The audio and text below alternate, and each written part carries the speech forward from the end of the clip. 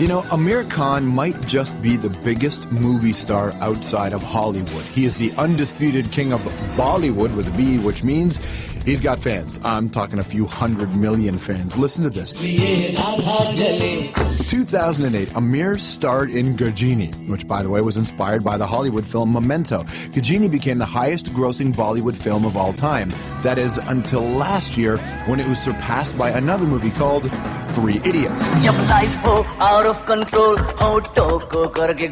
Who starred in Three Idiots? You got it, Aamir Khan. But Aamir is successful for more than just the movies he's been in. He's actually earned success on his own terms. He defied the conventions of Bollywood by only shooting one movie at a time. Plus, he challenges his audience, putting emotionally complex characters and politically sensitive stories on the big screen. His latest film is called Dobhi Ghat, and that actually tackles class and language barriers in his hometown of Mumbai. And talk about a personal project, it was written and directed by a woman called Kiran Rao, who happens to be Aamir's wife. Everybody, please welcome to the program, Aamir Khan. How are you, sir? Pleasure to see you, man. How are you? Pleasure to see you. Thank you so much for coming on the show. No, it's a pleasure. It was when you were standing over there and the bio was running, and there was the scene where we'd shown a picture of your wife. You had the nicest smile on your face. Yeah. Well, she's wonderful. I'm so glad that I met her in life, actually. Yeah. But think about it, because didn't you initially get a little hesitant to work on a project like this with her? Well, actually, when she told me she was working on a script, I was really nervous. Because I was like, one of these days, this script is going to get complete and ready, and then I'll have to read it, and what if I don't like it, And then some people in a relationship don't want to hear the truth about their script. What was she like? Well, she's a very straight up and honest person, so she would like me to say the truth, but it still is, it's still not comfortable, and it's a little heartbreaking if you don't like something your partner has done, and I was nervous about that. So it doesn't sound very good, but I was hoping the script would never be complete. That's the truth. And then one day, she said, "Okay, I'm ready," and I was like, "Okay."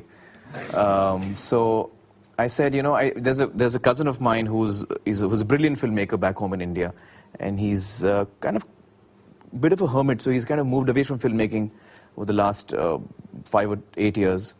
And so I said, let's go and meet him. He lives in the south of India, and I said, let's go and meet him, and let's hear the script together so you can read it out to us. And I thought if he didn't like it as well, then I'd have some numbers on my side, And so we did that. We actually went to Kannur, which is in the south of India. It's a lovely hill station there. And she read it out to Mansoor and me. And I just loved it. I mean, from the first scene itself, I got sucked into it.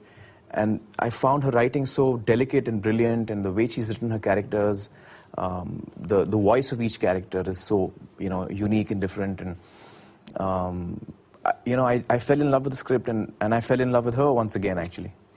Yeah. It's really well written. And you totally knew that was going to happen. No, but that's the truth. That is the truth. And when I began working with her, writing a script is one thing, but actually making a film is another. And to be a filmmaker, to be a film director, to be a good film director, you have to be a really good leader, because you're dealing with people and you're trying to get the best out of them. She's got amazing qualities as a director. She's very sensitive towards her actors. She's got a great energy about her, so everyone loves her, and she's a great leader, which all of us are really happy to follow her. So I feel really happy and privileged to be part of this film, and I feel so proud of Kiran. Yeah. The translation of the title is Mumbai Diaries? Yes. People talk about September 11th, and obviously in London has their stuff. Mumbai is a city that went through some serious challenges as well. And yes. Is it still, talk about the effect that the terrorist attacks have had on the city? Well, actually, there have been a number of terrorist attacks, not only in Mumbai, but in other parts of India as well. And it's something that's most traumatic. And I guess everywhere in the world today, we are dealing with that and are confronted with that. Sometimes I feel that as people, not only in India, but all over the world, I feel as people we have forgotten the power of forgiveness, and the power and the healing power that forgiveness has. And I think as a result of that, it's, just constantly kind of snowballing into, you know, a lot of us just breaking into violence, and there is a lot of misinformation floating around, and that kind of fans' emotions. So these are difficult times we're living in, I guess. India's changed so much. I mean, just in the span of your career, India's gone from one television channel to 100 television channels. Right. And, you know, if you look at the list of billionaires around the world, 2 are from India. And everybody talks about the growing, the president of middle class. 2 on record. 2, right? Yeah, on record, right. Right. That's true. There are probably more.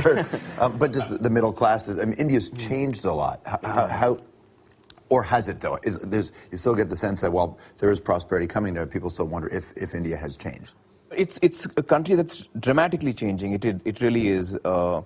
Just purely in terms of its cinema, I think at one time, you know, in the 80s or so, there was just this mainstream kind of films, and those were kind of very formulaic, and you know, and now you have so many young filmmakers, and I'd like to believe that I'm part of that group which has brought in a lot of change in Indian cinema.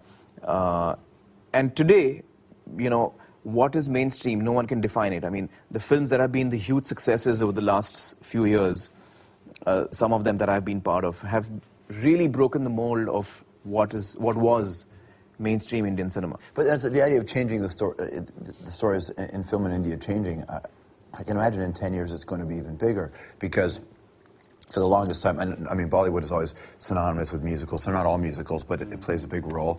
But they're always about hope. There's always this idea of hope. And French cinema and American cinema really changed when it was no longer about hope. That's right. About despair. That's right. Well, I think, you know, Indian cinema is difficult to... because all along, not just now, but all along you've had the... First of all, you have to understand that we have 22 languages in our country. So we have films made in all of these 22 languages. And so when you say Indian cinema, you know, Hindi is the national language, so that's one cinema. And then you have Tamil and Telugu and Malayalam, Gujarati, and etc. So what is really Indian cinema? Because it's so diverse. But within all of that, I think that you can broadly say that all along we've had these big mainstream films, and then you also had offbeat films and you know, offbeat cinema happening right across, right from Satyajit Ray to before him and after him. So it's not something that has not been happening, you know, offbeat films and films that challenge what is the mainstream. They have been happening all along. Also, it's a country which is strange because, I mean, for example, a lot of people like me, and there's a huge population of us who have grown up in big cities like Mumbai and Chennai and Delhi and Calcutta, our entire education is in English. So English becomes our first language. We think in English. And for many, English is the only language. Yes, that is also true. But what happens is, for someone like me, I have strong influences on me which are Indian. And then I also have strong influences on me which are from all over the world, because all my reading is in English. I haven't read a single book in Hindi. So I've read authors. I mean, when I was a kid, I was reading Enid Blyton. So, you know, right from a small age, you have influences which are so diverse. So someone like me, by the time I'm 18 or so, and I'm getting into a field which is cinema, there are so many influences on me, and I'm not purely Indian in that sense. You know, and so there are a lot of people like me who are, you know, who have grown up with a lot of influences on them, and so what we come out with is not necessarily purely Indian, if you know what I mean. What did you think then? Because for a lot of people, I was lucky enough to grow up in a neighborhood that was very diverse, and there was a large Indian and Pakistani population, and there are those places in Canada, but for many people, their understanding of Indian culture is Slumdog Millionaire. And that really, what did you think of that? Well, I thought the film, I can see why it did well. I can see why it really connected with people, and I'm a big fan of Danny, and I was so happy for him and his entire team that the film did so well. I think for someone like me who has lived all his life in India, it didn't ring true on a lot of levels. You know, the fact is that I have strong points of reference. Being an Indian, I have strong points of reference. So when cops in the police station speak in English, it doesn't seem correct to me. Or when the slum kid speaks in English and in a British accent, you know, it kind of jars, you know. But I can 50 see... 50 years you know, ago, maybe that would have happened, right? The British accent.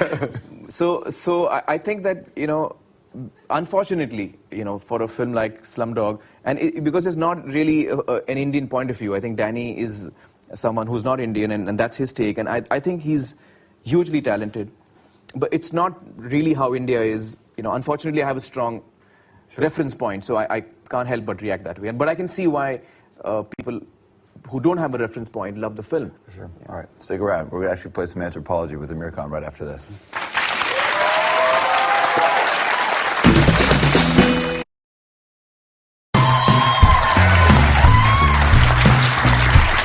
You're back here on the program. We're hanging out with Aamir Khan. Time to get in some rapid-fire questions. Are you ready, sir?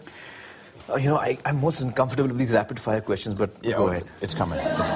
You can handle it. You're good for it. All right, let me see which one I'm going to... Okay, explain in less than 10 seconds the rules of cricket. Oh. Okay, so there are 3 sticks on one end, 3 sticks on the other end. There's one guy coming in and throwing the ball, wanting to knock the sticks off. The other guy with the bat is knocking the ball off. And once you hit the ball, everyone starts running madly here and there. I think you did it. Nice. What's your favorite vacation spot? Oh, I think it's got to be Panchgani, which is a hill station by road about 4.5 hours drive from Mumbai. And that's where I used to go as a kid with my family, and I've been going there all through my life, and I have very strong memories of the place. We've had artists on the show who, you know, they make the projects. You know, George, I've been looking at you all along, and I'm wondering where I've seen you. And I've just realized I was at the opening film. Yes. The hockey film. That's right, yes. And you were in the film. I was in the film, yes. Yeah. That's funny. You were in the film, yeah, that's where I'd seen you. Oh, so you were at the opening of the film festival. It was a really enjoyable film, great fun. Yeah. It was really refreshing to see, you know, Canadians breaking out into songs. For a change. You just expected one of the hockey players to start doing this, right? That's what it was? A Bollywood moment. Yeah. It was a fun film to work on. It was. Yeah. What's the most daring thing you've ever done? Well, it wasn't a very smart thing to do, but in a film I had to run on the railway tracks onto an oncoming train, and I decided to do the shot myself. And in the script it read that, you know, my character, Siddharth Marathe, he jumps off at the last second. And when we shot the sequence, I had no idea that I was actually jumping off the last second, because the train was a good, you know, maybe 30, 40 feet away when I jumped off. But that distance the train covers in a second, which I discovered in the editing room. You know, when you can actually time, you know, the footage. And I realized that when I jumped off to when the train reached where I was, it was 1.2 seconds. So the train actually missed me by 1.2 seconds, which was very scary, because after that I couldn't sleep for days. Yeah, no kidding, man. All right, last question. Why aren't fish and chips as popular in India as curry is in the UK? Oh, yeah. Well, you know, I guess because it doesn't taste as good. The film is called Don't Be God. Aamir Khan, everybody. Great to see you. Thanks for coming out. Really appreciate it. Slumdog.com is the website. Next time, we'll see you next time.